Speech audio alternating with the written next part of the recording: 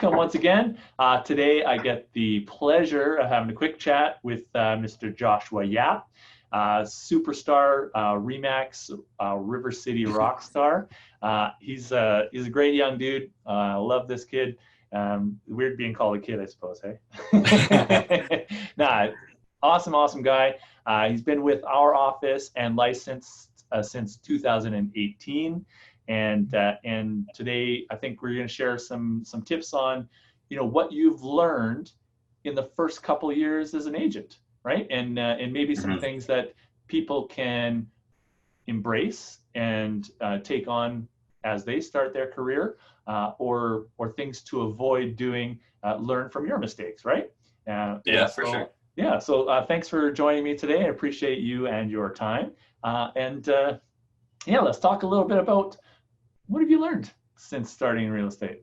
Well, first off, thank you as well too for having me here, Shane. I appreciate it. I'm glad you reached out and want to hear some of, I guess, what I got to say.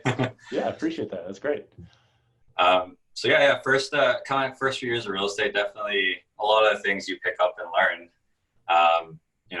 It's definitely not exactly the same as what you would see on TV and all those, as much as that is a good time and fun to watch. A lot more happens behind the scenes in the day-to-day, as being a realtor. So I'd like to start off, I guess, with really, having your time. Freedom of schedule is one thing that we have as realtors, which is nice.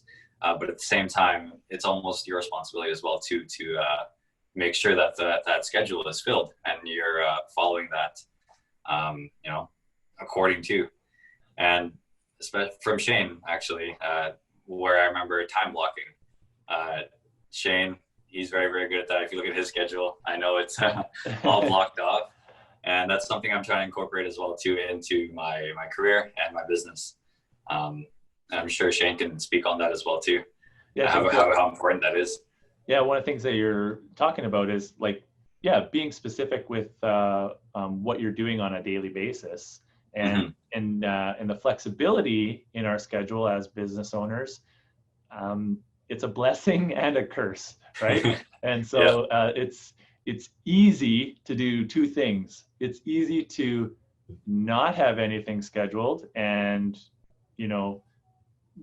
waste the day away, but it also, on the other end, can be overwhelming, where you overbook things and overcommit, where you can run yourself a bit ragged. So having that balance and discipline with your schedule, it's a tough one to master, and a good one to start early on, being specific with some time blocking on when am I meeting with people in person and when do I have availability for that, and also when I'm going to work on meeting new people and working on some projects and research and things like that. So it's super important. Yeah, definitely. Right. I remember one of the first sessions when I first joined River City, when we had those Tuesdays and Thursdays at the South office there, those training sessions. One of the things still in my head to this day is working on your business and working in your business, right? Especially right now in the summertime, you get it's been quite busy lately, so a lot of inquiries, just leads here and there that you want to follow up and touch with. But at the same time, those buyers that you've been working with for a month or a month and a half now, you guys still got to take care of those guys, right? Yeah. So having that balance. Totally great. Follow a schedule. That's great. What's the next tip you got for us? So tip number 2 is stepping out of your comfort zone. That was one thing that I had to do as well. Obviously, started out fairly younger in this industry, so kind of everybody around me wasn't really looking to get into homes right away. We're still in school. We're just starting out jobs. So branching out and reaching out to increase my circle really and sphere. So one thing was cold calling. That was something I had to improve on for sure, because it's one thing to just talk to somebody new totally, but to talk to them with a purpose and to try to earn their business, it's definitely taking another step, and that's something that you get comfortable with along the way, and the only way you get better is through practice, of course. and as well door knocking. So it's more old school way of getting clients and getting out there, but it definitely still works. A few weeks ago, one of our open houses on the west side, we decided to not necessarily door knock, but just drop off flyers even at their front step. Yeah. We would just slip them on their door there.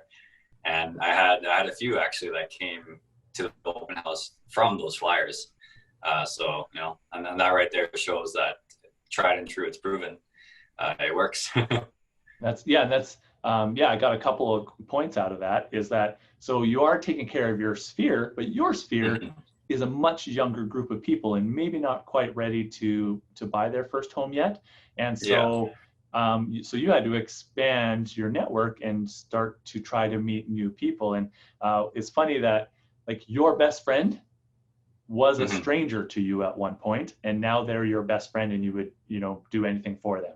Right? Exactly. And so, everybody you meet or have a relationship with now, they were a stranger at one point in time, right? So you can build relationships, and it's important to be able to start a relationship, and people do business with those they know, like, and trust, right? And that does take some time and a strategy to do that.